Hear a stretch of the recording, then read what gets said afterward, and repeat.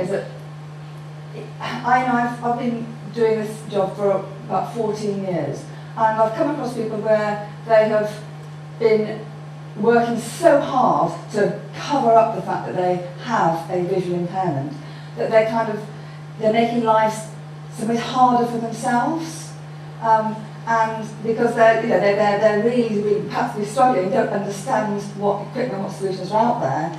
And once they've told their employer, I mean, obviously there's that, how is the employer going to react? Yeah? That is another way we can come in, because if the employer is very negative, then the suggestion is that you actually perhaps contact us at Action for Blind People, and we can perhaps talk to the employer to kind of dispel some of their perceptions.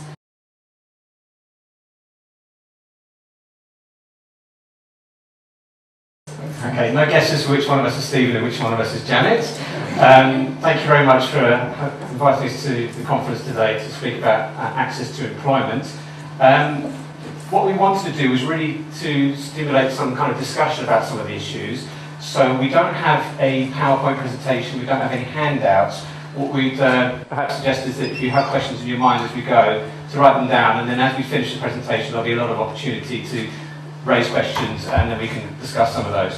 What we're going to do though in the main part of the presentation is we're going to talk about issues around disclosure, which is always a very sensitive issue, employers' responsibilities, look at reasonable adjustments, what do these mean, what kind of things can be done. We'll also look at the government scheme access to work, and I think also we'll touch on the private assessments that's already been raised that I think would be of interest, and about how to go about applying for access to work. And we will touch on the other government programmes for employment, such as Work Choice, Work Programme, and we'll be referencing the Equalities Act and visual awareness training. I should state, first of all, neither Janet or I are legal people. We provide services, so we've got a kind of working knowledge of the legal side, but we're not going to be able to take in-depth legal questions about the Equalities Act, but we will touch on that and some of the other key services of Action for Blind People. Before we start on that, we thought we'd quite like to do just something. It's Saturday morning, we thought we'd like to do something, a kind of fun icebreaker. We couldn't actually think of one, actually, and I think when you talk about employment, it's quite hard to think of something that's actually fun, but we thought we'd just throw out a few facts and just stimulate some thoughts around where we're from, which is obviously Action for Blind People. And one of the first things I thought would be interesting, just as a show of hands, just that generally, how many people are on the understanding that Action for Blind People has merged with the RNIB? 1, 2, 3, okay, 4 hands, not so many. Okay, that's quite encouraging actually, because there's a common misperception that we have merged, and people often come up and say, oh, we've heard you've merged. We're still two separate organisations. You may smirk when I say this, we haven't merged, but we're working in association. Okay, what does this mean? Well, what it is, we align the two organisations so that we're working towards the common goals, so to avoid overlap and duplication. We're working towards the UK Vision Strategy. We're avoiding competition for funding. So we've kind of aligned the two organisations along this roughly the lines of where RNIB are doing more of the campaigning, the influencing, the media, the fundraising, and Action for Blind People is doing more of the services, of one of which is the employment service. But we do have one helpline, which is the RNIB group helpline, which is still run by the RNIB, but all the inquiries for our services do come through them. So there's one helpline, but we're all kind of working together, and Action for Blind People provides our employment services alongside RNIB. So that was the first thing I thought I'd mention. Second thing, I just wanted to know, just generally of people's awareness, the proportion of blind and partially sighted people of working age who are unemployed. Is it a third, a half, or 2/3? Please show of hands for a third. Sorry, can you say the question? The number of blind and partially, percentage of proportion of blind and partially sighted people of working age who are unemployed. So, is it a third? Any show of hands for a third? A couple, 4, a half, or quite a few, and 2/3. Okay, it is 2/3, and that kind of gives the rationale of why our services exist. I do have one statistic from our point of view, from Action for Blind People, because we do help people looking for work into full-time and part-time, although most of the focus was on full-time because of our government funding from programs like Work Choice. Nationally, the number of people we helped into work last year, permanent full-time work, was 201. I think actually that's quite a low number compared to previous years. And I think that is a sad reflection of the situation we're in with the economy. But interestingly, also the number of people that we did assessments for, this is access to work and private workplace assessments. Do you think it's higher or lower than 201? So we have 201 people into full-time work. Number of people helped with assessments? Higher or lower? Yeah, it was significantly higher. It was 784, which I think is quite encouraging actually, because it means that employers are actually retaining people in the workplace. And we've seen that work really rocket over the last couple of years. So we're actually doing a lot more assessments and actually helping people retain their work. Can I interrupt and also just give you some very, very recent information on some research that was carried out? And this was a report that was actually produced March 2011, and I only got sight of this yesterday. I actually went onto my email and had a look. And this report, so I'm not going to go through the whole thing, but there was some research looking at the investigation of data relating to blind and partially-sighted people in the undertaken by the Quarterly Labour Force Survey, undertaken by Birmingham University. And this in some ways doesn't actually contradict that figure that we've just been given, but it does, it's including, that figure was including people who are registered as blind and partially sighted. This later figure is looking much wider at people who kind of indicated, self-declared, that they have a degree of sight loss, a difficulty in seeing. And that report can reflect the fact that there are about 49% of people in employment with sight loss. So the figure of a third in employment actually kind of is incorporated into that just under a half. So that's kind of quite encouraging, and I know that many people with keratoconus are not registered. So I just thought I'd throw that one in. So that's very recent research, which I'm sure will be on the RNIB website. Yeah, and actually we want to go straight into the disclosure, I think, really. Yeah. The next topic we want to bring up. Okay, that's me again. Disclosure it's quite an interesting area to think about, because it's a very personal decision as to whether to disclose that you have a disability, a degree of sight loss, and when to disclose.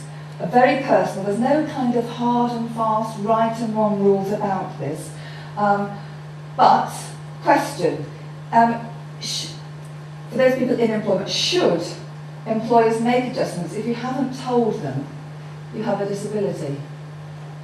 Should they be making these adjustments? An employment tribunal, generally speaking, how is an employer going to know that you've got a disability if you're not telling them? So generally speaking, the advice would be, yes, it's only fair to tell them so that they can look at what's going to help you retain your job. But as I say, no hard and fast rules.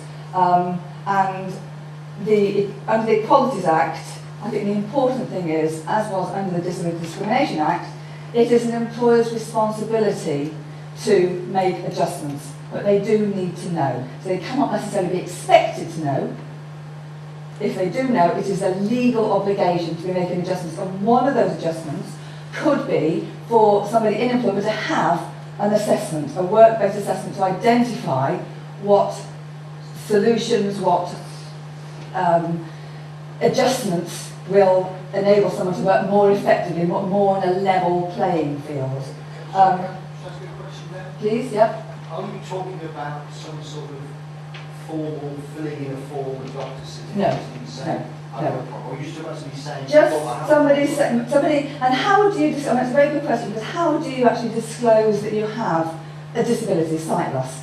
But look, in some ways that's quite an individual thing again, but really it is telling someone, it's talking to somebody, it's perhaps talking to your line manager, talking to somebody in HR, talking to perhaps occupational health, someone that, so it's not, you don't necessarily have to kind of write a letter, formality, it's really talking to somebody. It may be that they might want more information, so it may be that they'll welcome information from your ophthalmologist, but initially it is just talking to somebody and telling them. And I think it's also worth mentioning, we just talked about this before we started speaking actually, that there is something in the Equalities Act that employers should be able to perceive a disability, which kind of makes it sound like you don't need to tell them. But I think in Katona's case, it may not be that obvious.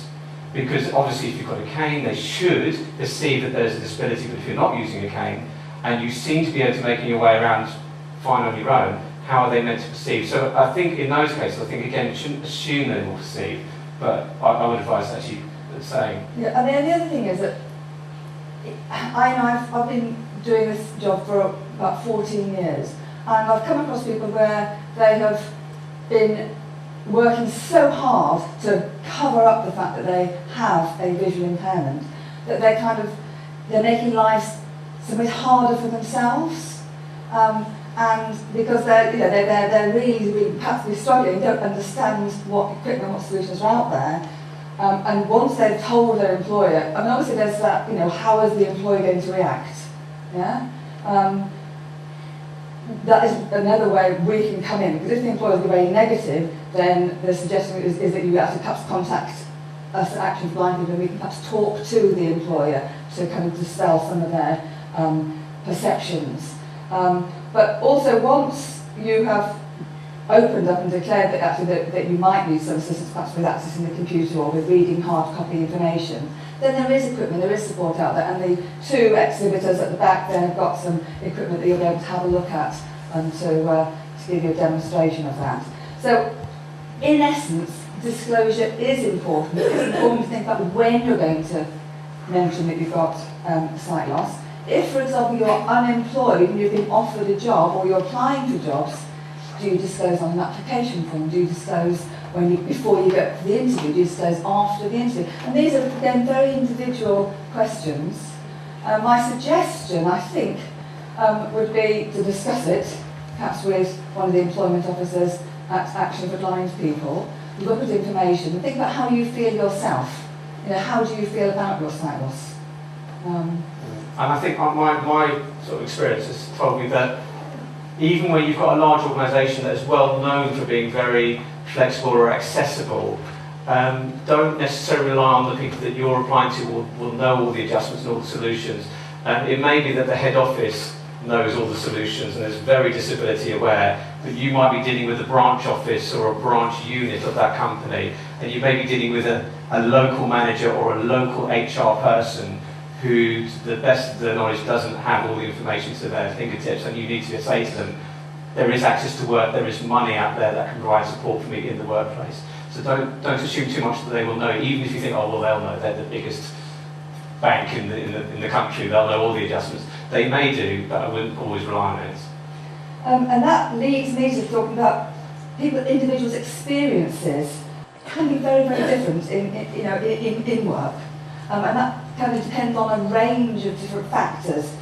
For example, employers' awareness of disability generally. And as Stephen has mentioned, somebody in HR may be very aware. They may be very aware of their responsibilities under the Equality Act. A line manager may be less aware. Colleagues may be less aware. And so it's quite, I think it can be very helpful to be open about your degree of sight loss. Wearing glasses can be very, very misleading. And looking around the room, there are a lot of us wearing glasses. Now for me, wearing glasses actually does the job. It's ticking the boxes. It's rectifying my sight loss. But for many people with an eye condition, wearing glasses is not necessarily solving the underlying eye condition. So, and people will make an assumption that wearing glasses is rectifying the situation. So it can be helpful to be a little bit more open about that, because people will not understand. The other thing I wanted to say about the factors is that employers may be out of their comfort zone. It's something that they may never have experienced before. So they're also on kind of like a learning curve, learning perhaps with you in terms of what can be done, what is out there. We'll talk a little bit in a moment about the Access to Work scheme and assessments and other adjustments. Also think about what policies the employer might have in place in terms of equality and diversity, and what their knowledge might be of access to work, which is in fact quite a bit of a secret, really. There's not a lot of publicity about access to work. So some people would regard it perhaps as being the government's best kept secret. I've heard that mentioned. Yeah?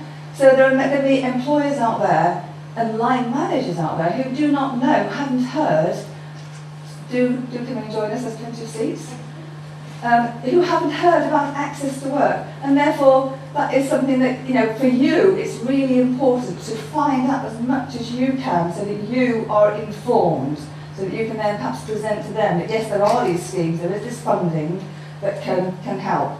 So knowledge is power. So if you have the knowledge, and that's going to perhaps build up your own confidence when talking to employers. Yeah? Does that make sense? So, access to work. Can I have a show of hands? How many of you have heard of access to work? Yeah, so a good proportion. How many of you feel you know a lot about, how many of you actually have support funded through access to work? So a few of you, thank you. So what I'd like to do is just give a few, an overview of access to work, and then further questions can be asked at the end. So Access to Work is a government scheme which is designed to provide practical advice and support to enable people with disabilities to work alongside their colleagues. So perhaps provide an even playing field, or more of an even playing field. It basically provides a discretionary grant towards equipment, support, travel to work, and modifications to premises, for example. No right of appeal. So if you have an access to work assessment, the Access to Work Operations Unit will look at what has been recommended, and they then decide what they will fund, what they will contribute towards. So an organisation undertaking an assessment are providing recommendations, but not, it's up to Access to Work advisors to authorise what they're going to fund. And there is no immediate right of appeal if they don't go along with what has been recommended. And so I'm mentioning this because Access to Work can be, maybe they're not going to authorise everything. And so I think it's quite useful for you to know that if you were going to go down this line and didn't get everything, obviously you'd be talking to your advisor, perhaps who's done your assessment, but it can be helpful for you to think, okay, well I can talk to them and give more information, more detail in terms of why you definitely need whatever was recommended, so perhaps providing a little bit more additional evidence. So back to Access to Work itself.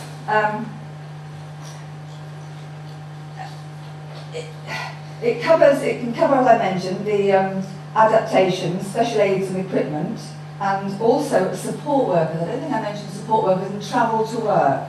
So Access to Work can cover equipment, and also sometimes people will benefit from having some sighted support in the workplace. So sighted support perhaps undertake some visual tasks that perhaps are more challenging or difficult, not effective to undertake with technology or with equipment. So sometimes people can actually have sighted support to work alongside them, not doing their job for them, but helping them, assisting them with tasks that they're not able to do with the help of technology. And that sighted support could be anything from 2 or 3 hours a week, right through to many more hours per week. I was going to say, just checking things like in my office, checking letters that are printed properly, making sure that the actual print is lined up with the envelope and these kind of things. That's the kind of typical support in an office. The sighted support can also include perhaps helping somebody with their travel, a travel buddy, perhaps helping somebody actually be independent using the public transport rather than going by taxi, but giving that sighted support in terms of identifying which platform to be on and the route. The sighted support could also help you with reading or note-taking, perhaps. Perhaps there may be a form that needs to be completed, maybe all hard copy forms and actually completing the form might be quite challenging. So some handwriting tasks as well as reading handwritten information. So lots of different sort of tasks that support sighted support may be really beneficial for somebody with a degree of sight loss. Other adjustments that can be put in place or can be considered by yourself, and it's often in negotiation with your employer as to what adjustments might be relevant for you. We are all individuals, you in this room, many of you may have keratoconus, and your needs may be quite different. So thinking about what support under Access to Work is going to be relevant or what other adjustments might be appropriate is going to very much depend on you. Yeah? So adjustments could include support work, it could include the modified equipment, could also include perhaps some time off to attend appointments for some rehabilitation. Could also include perhaps adjusting the working hours to reduce the need to travel during the rush hour.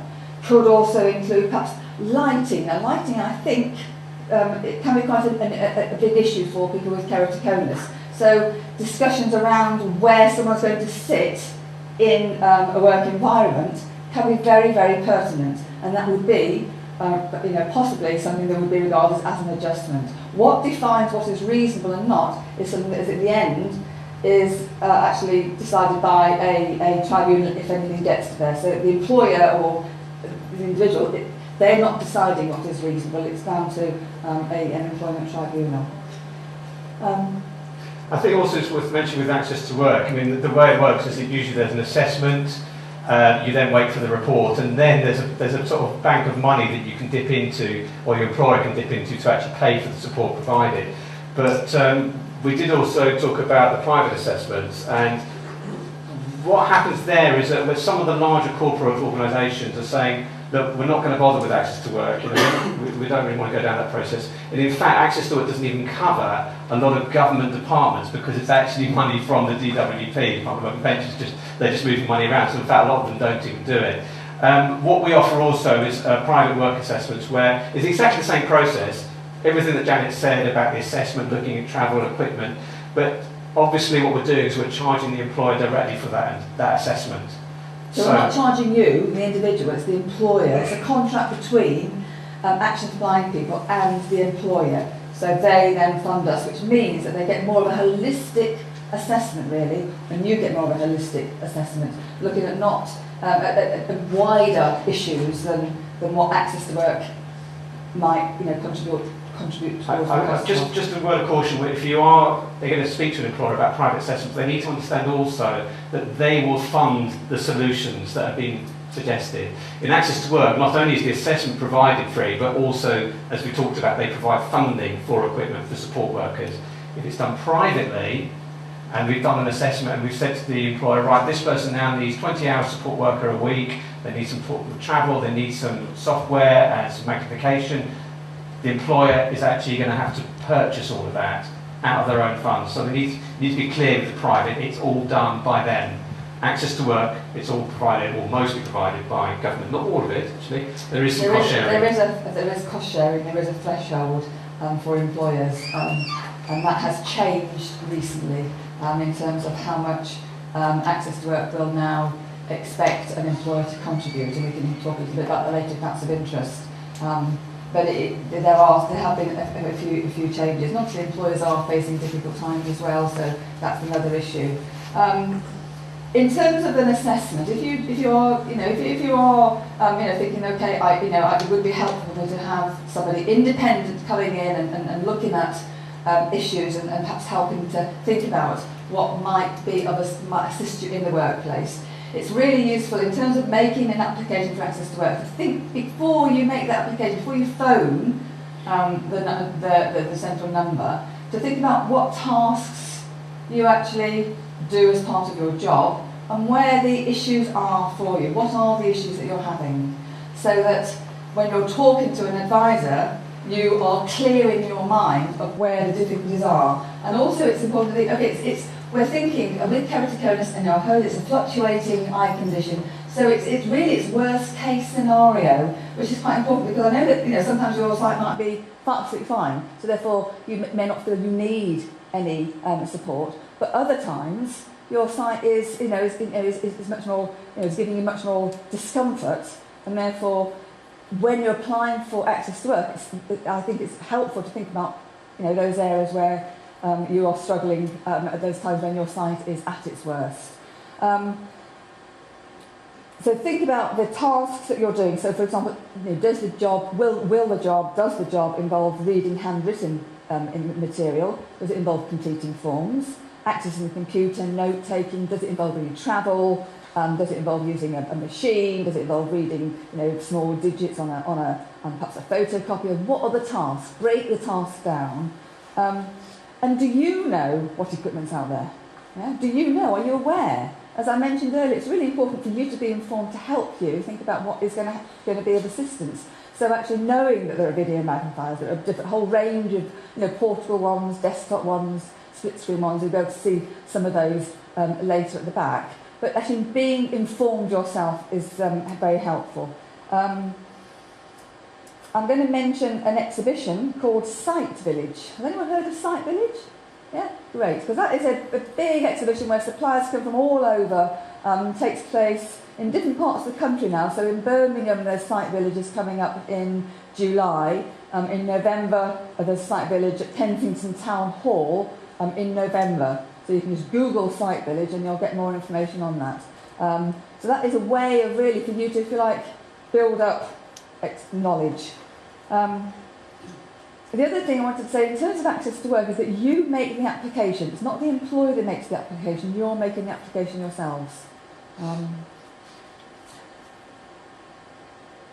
Do talk to us Access to Blind people, so our employment officers in all the regions throughout the country, and very happy to give you advice in terms of access to work generally. So sort of get to know your local, if you like, office Access to Blind people, and in a wider throughout the country, RNIB also providing this support.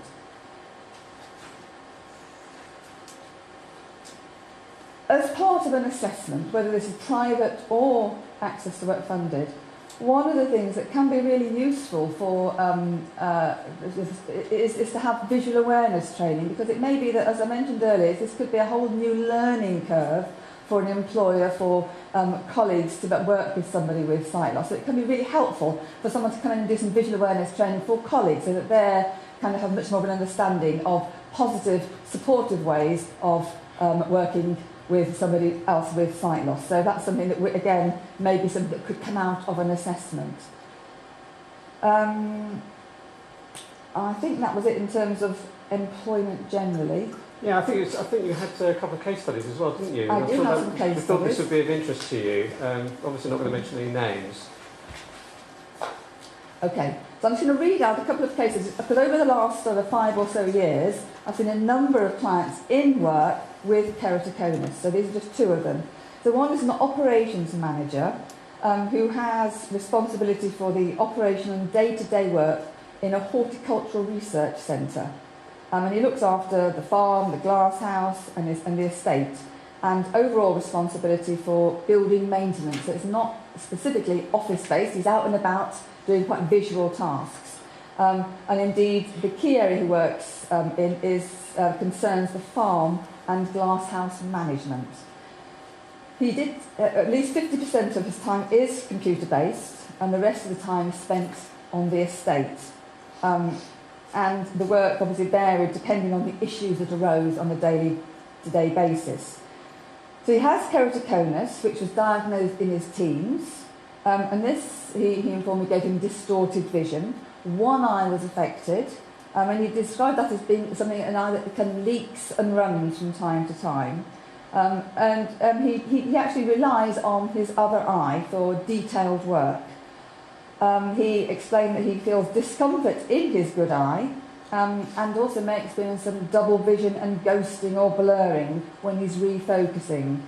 Peripheral vision in both eyes he felt was quite good, although depth perception, he explained, could be quite difficult. He hadn't been to see an ophthalmologist for a number of years, although he was going for regular annual eye tests at the opticians, and he was now going biannually. And he'd been prescribed a varifocal lens in his good eye to help with seeing both distance and close-up work. and prescription glasses with a distance lens only in his affected eye. He explained that he was experiencing more and more discomfort when looking at anything for more than a minute. So for everyday tasks that didn't involve that detailed focusing, he wasn't experiencing anything particularly significant that was impacting on him. Not registered. His preferred format for receiving information was 18 point, so large point. 18 point, he liked Arial, 18 point, without the little squiggles, or electronic via email.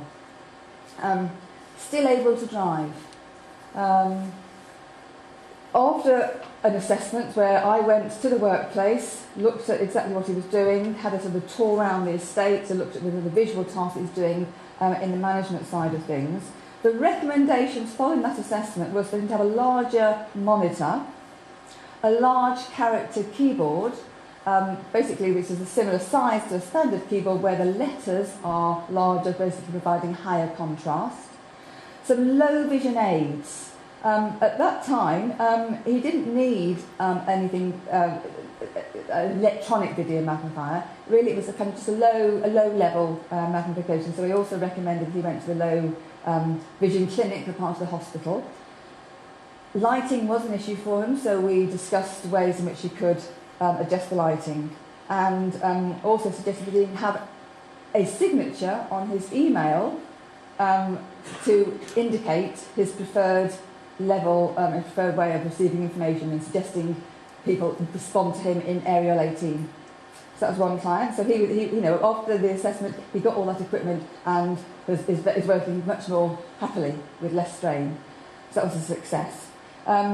The second case study I wanted to just briefly go through, somebody has worked as a detainee custody manager for over 11 years with a security firm. So again, the job isn't administrative as such, but obviously does involve a lot of working on the computer. And in fact, he said that 90% of his time is computer-based.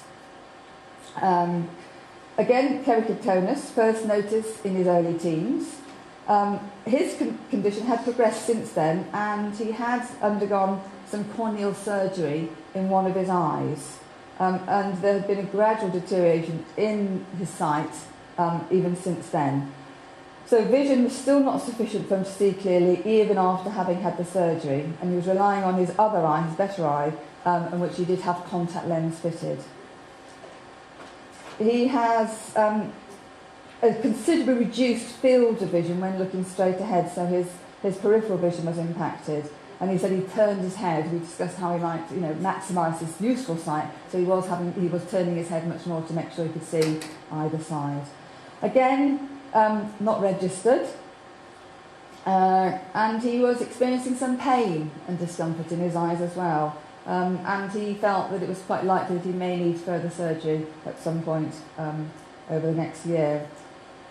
So his sight loss was affecting his ability to read printed material and to access the computer and see detail. Practical aspects for him at work: very sensitive to lighting, bright light, difficulty seeing detail and reading small print. He also had poor night vision, so it wasn't just the bright light, it was also the reduced lighting. And he was very sensitive to glare, reflected light from perhaps black and white printed material. Difficulty recognising facial expressions, and the glare from the computer as well was causing him discomfort. So after an assessment, quite an in-depth one, we agreed that he would benefit from a portable video magnifier. In fact, Optileca here now, and in fact it was the FarView portable video magnifier which enabled him to actually perhaps look at some printed tests, but also look at perhaps notice boards in the distance as well. So a portable video magnifier, screen reading and screen magnification software to help access the computer. So he needed something more than a larger screen to access the computer more effectively, and that would give him a degree of flexibility. Headphones, dual headphones, so that he'd be able to access the speech from the computer and also the telephone at the same time. So he could split the headset and listen to the voice from the phone and or the voice from the computer, so split headphone. and a little dual splitter box to help him do that. The larger monitor again, a large character keyboard again. Visual awareness training was something that we felt would really benefit to his colleagues. And also something very low tech, some high contrast pens, some gel pens, some felt tip pens, because that would enable him to read print more effectively than if it was just in a biro, so having that contrast. So that's just two examples of clients that I've worked with over the last couple of years. Should we take a pause for some questions, give you a chance to catch your breath, Janet, as well?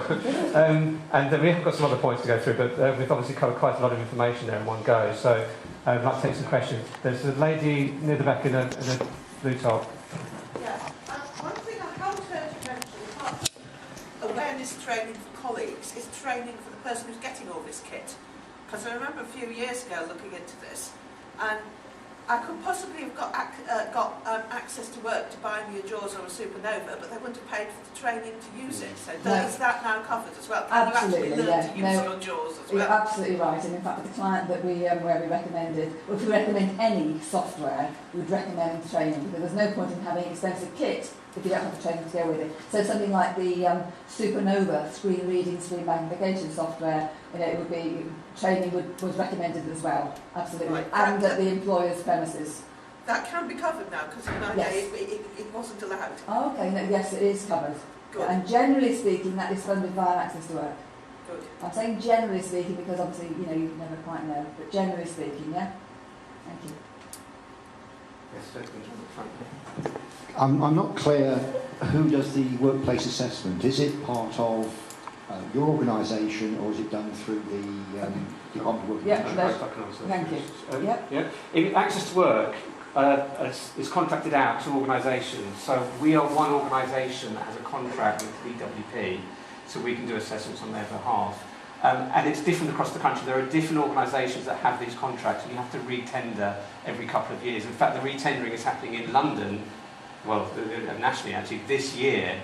So, for example, we are having to re-tender and say we would like to continue having this contract. But we're not the only organisation in London, actually. I think there's a couple. There are a number. So in different parts of the country, there are different number of organisations that undertake the assessment. And for some people, they may feel they don't need an assessment, and Access to Work may kind of agree what is felt the individual needs. Yeah? But for people with sight loss, I would always suggest that a work-based assessment is to your benefit, because there are issues like the environmental issues, such as lighting, such as where the location of the desk may be or where you're going to work. And therefore I think it's actually in your interest to have an assessment. But some Access to Work advisors maybe you feel you know exactly what you want, and the Access to Work advisor may go along with that. And that's the Access to Work side. The private assessments that we talked about, that's something we provide as an organisation, but there are many other organisations that also do private assessments. So we do have contracts with a couple of organisations where we've agreed that we will go and do their workplace assessments for them. But again, that's just a contract that we've generated between us and them, and other organisations do the same thing.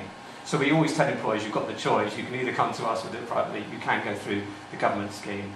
But there are many organisations that do assessments. We obviously think we're the best, we're very thorough. Does that answer? Well, could I just clarify, because you were saying that the person themselves has to ask for the Access to Work assessment. So who do they ask? Does it depend on where in the country they are? Yes, it does. There are a number of regional offices so depending on where you live in the country, then you would contact the operations unit there. And RNIB does produce a fact sheet on Access to Work, which will include all the contact details. You can just Google Access to Work. Look at the DirectGov website. It's very helpful for a lot of the government schemes. DirectGov. If you just Google that, and then you'll be able to go to look at Access to Work, or look at some of the other government programmes that we're going to spend a little bit of time talking about, like Work Choice and Work Programme. You can also, if you're looking for work, go to a Disability Employment Advisor, and if you're going, say, for an interview, Access to Work still kicks in there. It's a slightly different way of it being managed, but they do provide support for interviews. So again, you could have equipment that you need for an interview, and you have to go to the Disability Employment Advisor and actually request that, and they'll help you with the process. But yeah, once you're in work, it's through the means that Janet has just explained. Can I just ask then, if you're self-employed, is the government situation open to you? Yes, yes. And indeed, if you're self-employed, I mentioned that there's a kind of threshold. There is a cost sharing involved for people in employment. For people who are people who are self-employed, it's up to 100% funded via Access to Work. They'll always ask for a voluntary contribution, but it is up to 100%. Whereas with people who are in employment, there's much more cost sharing involved. I think also worth saying for self-employment referrals to Access to Work, make it very clear that you're self-employed, because obviously if you're working in an employer and you've started, they may have some other way of supporting you for the meantime. But if you're self-employed, you may not actually be able to carry on your work and actually generate an income while you're waiting for the Access to Work agreement to come through. So I think it's worth just kind of restating, I'm losing income while I'm waiting for the decision. Please, can you move this through? And a kind of a tip there, maybe to sort of see whether or not you can have a support worker whilst waiting for the equipment to be put in place, whilst waiting for training to take place in terms of any software that you might have. And so that can be something that can be agreed, and that they kind of give you a verbal agreement before the paperwork's come through. They might just say, make sure they do actually say it. They say, yes, we'll pay for the support you're about to put in place, and we'll send you the paperwork later on. Yes. Does your employer have any rights to cancel hospital appointments that you have? I would say no. Because you've got a hospital appointment because you need a hospital appointment. So no, they don't really have it. They can't really do that. And indeed, good practice for them to allow you time off as an adjustment rather than insisting that you take leave. However, many employers do insist that people do take their leave, and that's something that may need to be kind of discussed with them. Or working through a lunch hour, they do that as well to try and make the time up. Yeah. So, it's very unfair. You don't get that time back if you work till 6 o'clock in the evening, but you have to work right through your lunch hour to pay back an appointment that they wanted you to cancel. Yeah, and these are some of the issues that people with sight loss face in employment. Some of the where employers are perhaps not fully aware of the impact of sight loss and what their kind of responsibility is in terms of looking at what can be done to assist and be supportive, really. So I think if that is the case, it could be that you want to talk to an employment advisor and see whether or not any advice can be given to your employer over the phone. I think ultimately it would come down to that awful phrase of reasonable adjustment, where if the employer had not seemed to be reasonable at some point, if it was an appointment every few days, then it might be considered to be not reasonable to expect them to take that time off from work. But if you can't get to the appointment out of working hours, then it should be reasonable the employer should expect you to go during working hours, which is often the case with medical appointments. So I think it will come down to reasonableness in the end, unfortunately, but they should be flexible. Mm-hmm. It's all down to attitudes, really, isn't it? Some employers and some people have very positive attitudes, much more of a kind of an awareness and understanding, whereas other employers, it may be they have a much narrower attitude, and also there's business needs as well. So I guess they're trying to balance. Do you not think there's a problem if you want to approach your employer, but saying the action for blind people coming along, it's a kind of raising a big flag that good grief, this guy's going blind. Psychologically, I can see a problem there. There's two ways you could look at that, I always think, which is, yes, you're right, it could be that. On the other hand, if they're an employer who you think are at risk of discriminating through, maybe not by purpose, but maybe through ignorance, it's kind of reassuring that there is support out there, and actually there is someone else involved or looking over the process, if you like, so that if they are thinking, well, I don't need to deal with this application, I can just ignore it, they can't, because they know there's another organisation on board. But the way to present it always, and whether or not you mention us or any other organisation, if you're doing the application for yourself, and we did talk about disclosure, I think you need to just hint at the fact that there is solutions. So yes, I have this issue, I may not be able to use the computer for more than an hour at a time, but there is a solution that I've got that will help me do my job. You don't have to say who's providing that solution, you don't have to say what the solution is at that stage. I think you just need to get the employer aware that there are solutions out there, so they can't or they shouldn't turn around and say later, well, we didn't know there was any solution to this. You've actually stated it, and it's up to them to then pick up on that.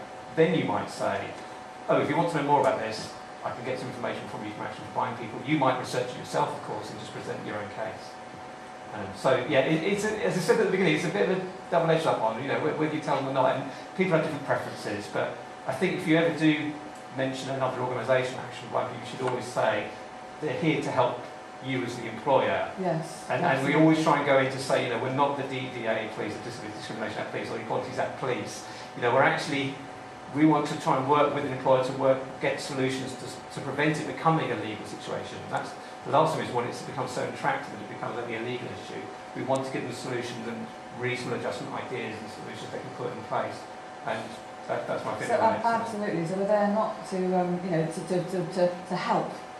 to help move on in a positive way. So we're there to help the employer, I think, on this journey.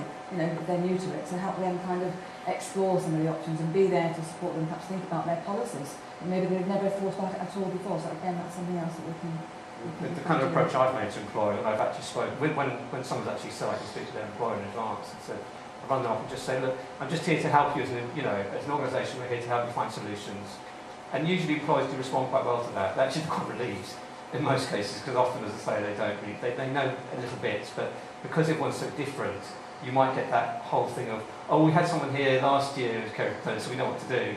Well, actually, it could be different this time. It could be a completely different set of circumstances. And I think people tend to think, oh, I've dealt with that one. I know how to deal with it now. And I think there's that, no, we need to talk about this person as an individual. So you should always be involved in any kind of discussion, in any assessment that takes place. You're at the heart of it. And I've known lighting assessments take place without the individual being present. Well, that is just, it just doesn't make sense. And then the employer thinks they've ticked the box, and they haven't. So it's really important that you're kind of involved at every stage. Conscious of time, actually. Are there any other questions? Yeah. With regards to telling the potential employer before you actually get the job that you have got a disability. Yes. I mean, I came out of the forces over 20 years ago. It was nothing to do with KC. I was issued with the disability green card that you got at those times. And I did not even get past the application form stage. They just, one employer in particular was after a really specialised person, and I fitted the bill. And I got a letter back to them, sorry, you do not fit our criteria. Now I know for a fact that was down to me being disabled. Okay. I finally got a job without there was no actual advert for it. I just happened to send a CV to a company. A bloke that opened the envelope saw one word on the CV. I was in for an interview and got the job. But by saying with other employers, that was it. Just get rid of him straight away. Is this before the Disability Discrimination Act that we're talking about? Yeah, I mean, this was over 20 years ago. Okay. I mean, I had those days when I come out of the forces. I got issued with a green card, which you don't get nowadays. Yeah. But they just said you do not have the qualifications that we require. But I knew very well that I did, and there were very few people that could do that job.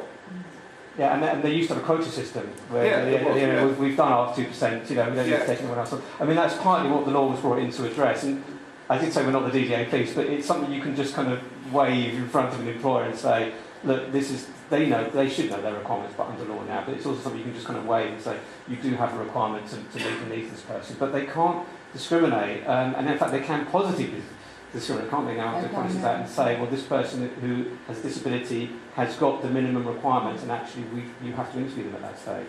You can actually do it. But unfortunately, you are right. It still happens. Yeah. It still does happen. And therefore, that's why it's important to be thinking if you're applying for jobs, is it necessary to put it on the CV? Is it absolutely necessary? And maybe for you it is, but it may not be for others.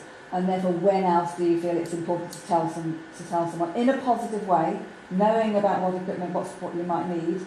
Is that before perhaps an interview? If if there's going to be a little test, it may be helpful for you for the employer to know what additional needs would help you have a fairer sort of crack at that. Also, lighting may be an issue for you. We've already talked about that. So in an interview situation, it might be disadvantageous to you to be facing a wind, the sun shining on your face. And therefore, these are little things that you might want to think about at that stage.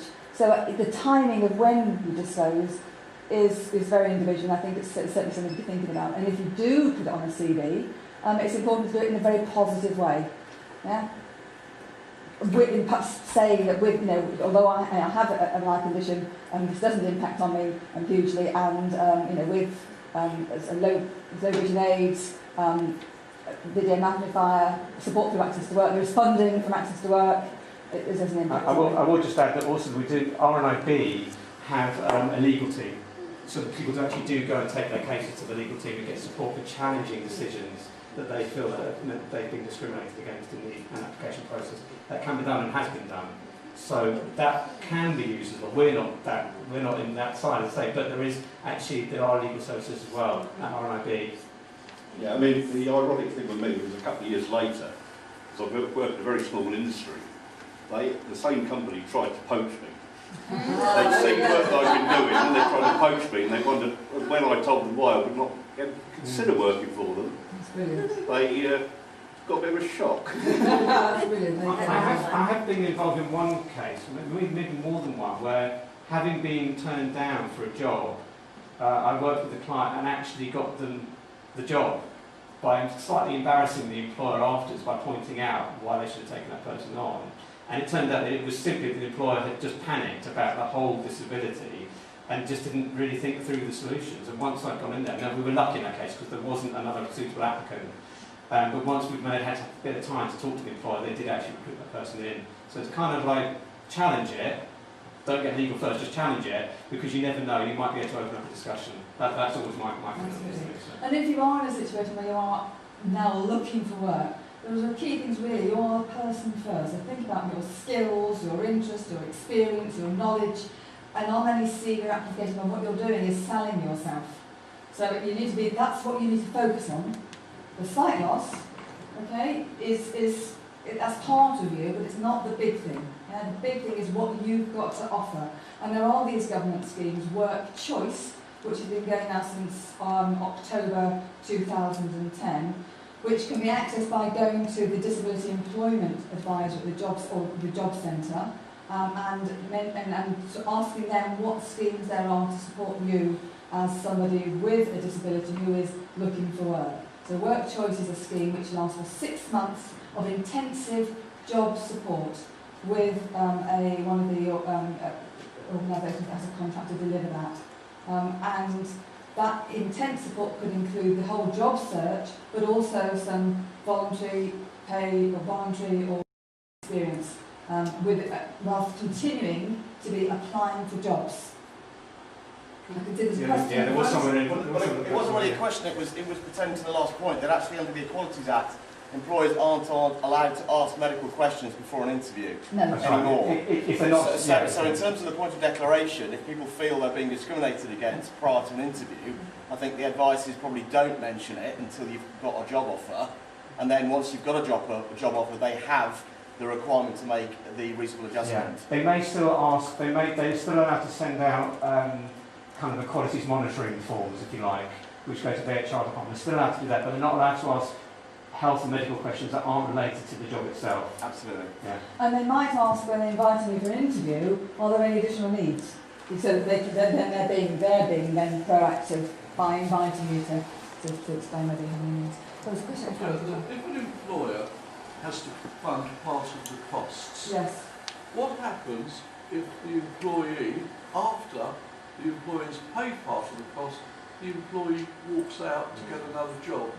Does the employer get his funds back?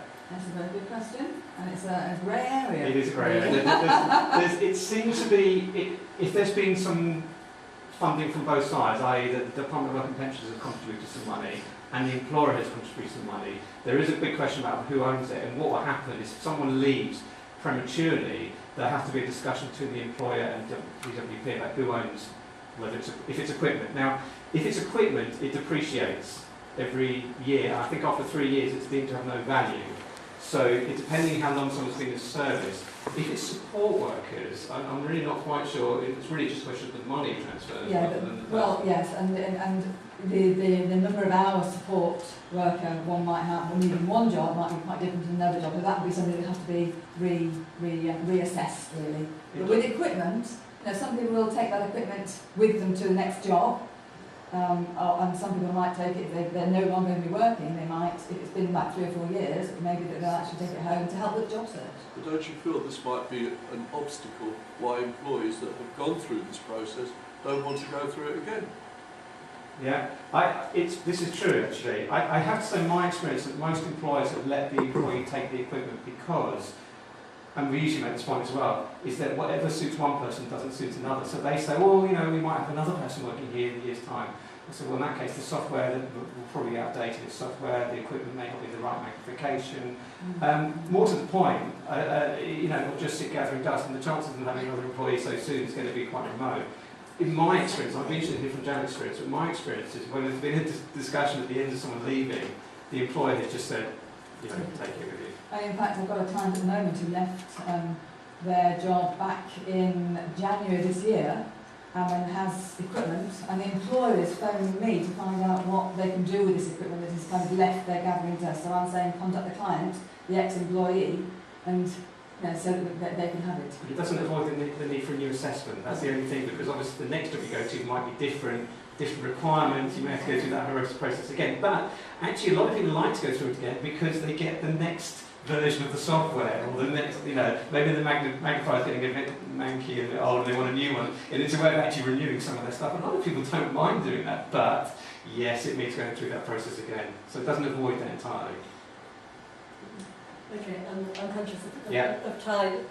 We could obviously go on for ages on this topic, but I'm really, really grateful to both of you. That's been a highly illuminating session, and I'm sure we'd all like to share our appreciation.